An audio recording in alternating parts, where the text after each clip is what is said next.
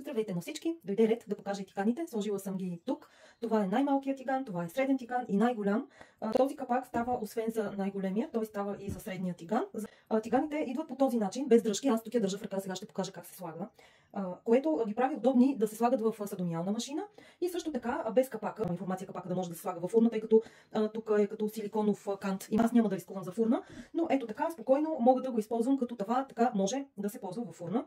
Аз съм ги измила вече предварително и сега, понеже искам да тествам как ще изпържа едно яйце, тъй като ми показват, че тиганите са с незалепващо покритие, те са керамични, 9 слоя. И сега ще си сложа една дръжка. Дръжката е по този начин, идва в кутийка, отделно стои. И като се съберат тези две части, сега трябва, ето така, не знам дали ще се вижда, т.е. като пъхнат тази част и тук вече е добре залепнала, въртя само цветната част от дръжката, докато стегне. Това ми харесва, че няма болтове и дръжките са доста устойчиви. Не са от тези, дето дрънкат постоянно и се разклабят. Ето така, до край вече е стегнато, тигана е устойчив. Сега пускам котлона да загрее предварително. Даже е така на 7. Ще сложа малко масло, ако успея. Ако не с един пръст, ще си помогна, защото маслото е доста студено. За едно яйце все пак. Ето започва да се разтопява маслото. Ето така. И да видим какво ще стане с това яйчице. Хайде, чакаме. Малко сол. Ето така. Ще си го включа в закуска или то вече е почти обяд. Времето, по което снимам видеото е 11:15.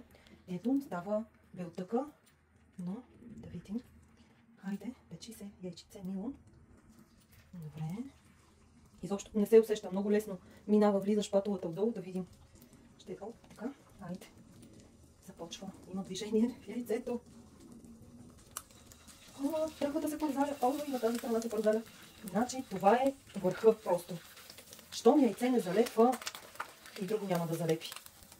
Да, ето. Да. Както правят от Атоми на клипчето, въртят едно яйце. Просто аз в случая държа тиган с лявата ръка и не ми е много удобно да въртя, но ето, че яйцето се движи напълно свободно.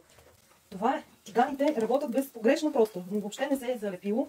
Спирам котлона и мога да продължа да си припеча една филийка, да си сложа яйцето отгоре на филийката и закуската ми е готова.